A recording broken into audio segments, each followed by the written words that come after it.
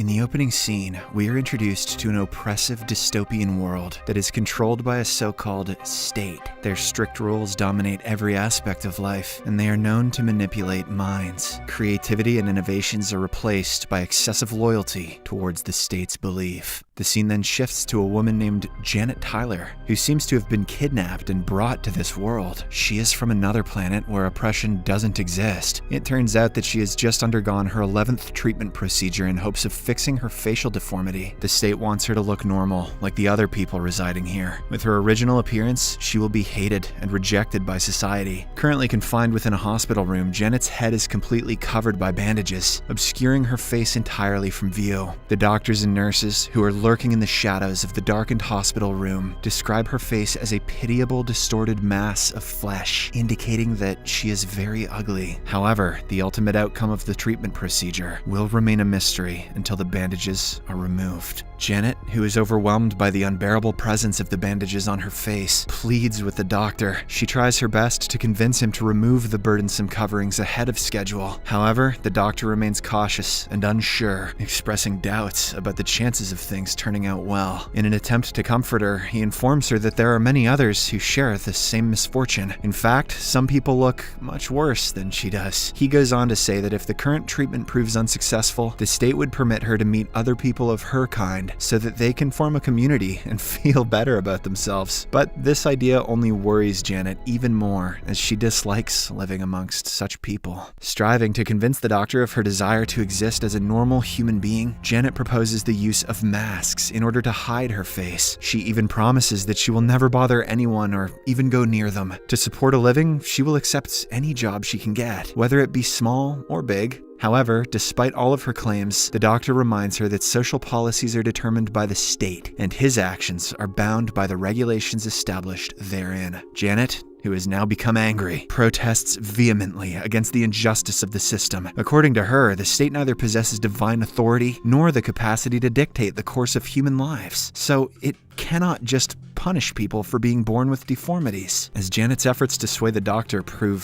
futile, her frustration escalates, driving her to a state of frenzy. She screams at the top of her lungs to have the bandages removed from her face immediately. However, the doctor and nurse somehow manage to hold her and administer a dose of sedative, making her fall into a deep sleep. After some time has passed, the doctor eventually decides to remove the layers of bandages around Janet's face. He then instructs his coworkers to make the necessary arrangements for the same. However, amidst the preparations, a nurse hesitates to carry out the orders, as she is uncomfortable with how Janet looks. When the doctor learns of this, he becomes visibly upset and questions why Janet or anyone else should be judged solely based on how they look from the outside. He actually feels bad for the patients and wants everyone to treat them as normal human beings. However, the nurse simply tells him to refrain from questioning her any further, as it is considered treason. Hearing this, the doctor finds himself in a very difficult situation. He really wants to support Janet and help her feel better, but at the same time, he has to abide by the strict regulations made by the state. In the next scene, we are introduced to a prominent figure in the ruling hierarchy of the state, who takes center stage on national television to talk about the virtues of a glorious conformity. The leader reminisces about a previous era of humanity that was viewed as lacking direction, lacking productivity, and excessively driven by sentimental emotions. During that time, people held a strange idea that differences among individuals didn't matter much. They didn't discriminate when it came to race, color, caste, religion, and more importantly, facial features. However, the leader confidently asserts that these beliefs have now been proved wrong. There are scientific facts which prove that a person is superior if he or she has better facial features. This is why Canada has had a prime minister for 8 years who enjoys going bananas on Halloween. Back at the hospital, the doctor has come to a conclusion. He is now about to remove Janet's bandages, freeing her of all the troubles she has endured. But prior to starting this critical procedure, he issues a stern warning, asking her to remain still. The doctor stresses that if she makes even a slight movement, he will make the nurses hold her back and administer her with anesthesia, inducing a state of sedation. Hearing this, Janet is a bit scared, but she responds with a calm voice that she will be at her best behavior. She will also refrain from being emotional or crying. With this understanding established, the doctor commences the delicate process of unraveling the bandages. The atmosphere in the room is tense, as they have spent weeks on the surgery. Janet also starts becoming nervous, but the doctor quickly calms her down and offers her comfort. He assures her that even if the ultimate outcome of this procedure falls short of expectations, she will still have the opportunity to lead a long and fulfilling life. She can live within a community of people who share her similar circumstances. In that community, people don't discriminate at all. Instead, they help each other out. It is almost like the early ages, where everyone was equal. Except now,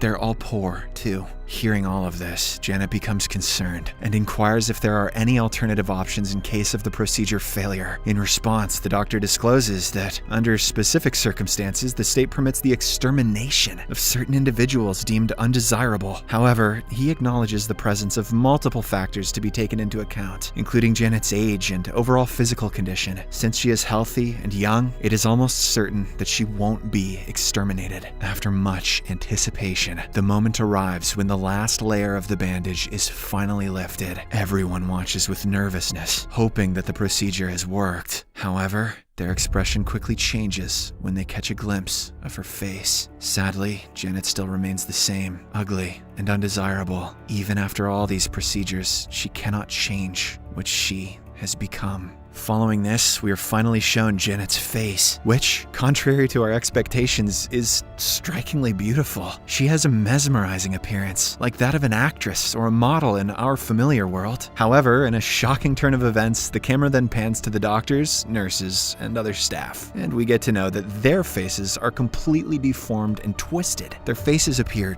droopy, with heavy brows, tired and lifeless eyes, swollen and twisted lips, and wrinkled noses with noticeably larger nostrils, reminiscent of pig snouts. With this revelation, we finally get to know the nature of the place. Having deformed facial features is considered normal and desirable, while the people with beautiful faces are hated and despised. They are given less rights, are made fun of by the locals, and are forbidden from dating the desirable ones. In short, they are subjected to excessive hate and treated like trash. Meanwhile, when Janet notices the faces of the hospital staff, she freaks out and starts screaming. All this time, she was under the impression that the people here would be better looking, but it is actually the exact opposite. Dr. Oink Oink and the Piggledy-Wiggledies try to calm her down, saying everything is fine, but she pushes them aside and escapes the room. But as Janet navigates through the hospital's hallways, she begins to witness the startling revelations of what is deemed normal within this alternate reality. Everywhere she turns, she is confronted by the sight of people whose appearances are very different from the conventional standards of beauty that she had known. Meanwhile, the hospital's flat-screen televisions, which are present throughout the premises, suddenly announce the presence of the state's leader. In his speech, the leader announces about the virtues of conformity, urging the citizens to live unitedly with the people of the same kind. He appears to be a hateful person who despises humans from other worlds. On the other hand, Janet reaches a room where she comes across a handsome individual by our standards. He goes by the name Walter Smith. Just then, the doctor also arrives and delivers some encouraging news. He reveals that Walter is one of the inhabitants from the deformed community, where Janet is destined to end up. This community is composed entirely of people who share her physical characteristics, a place where her perceived ugliness will not be a source of concern for the state. Janet is overwhelmed by the information and she does not know how to react. Sensing her nervousness and doubt, Walter approaches her and offers her comfort. He explains that she will surely find love and belonging in the community, and also assures her that she will live a happy life there. Moreover, he shares a saying passed down through the ages, that beauty lies in the eyes of the beholder, which means that while people of the state and their society may deem Janet's appearance as unattractive, there exist other people in the wider world who will perceive her innate beauty. Following this emotional exchange, Janet and Walter start their journey towards their separate community side by side. At this point, our protagonist has finally found a sense of comfort, and she is very excited to meet other people just like her. She wants to do normal things, which are impossible under the governance of the state, like going out for shopping, eating at restaurants, partying at clubs, making new friends, and so on. But now, with this community, her dreams will finally come true. The movie ends as the medical staff observes the couple's departure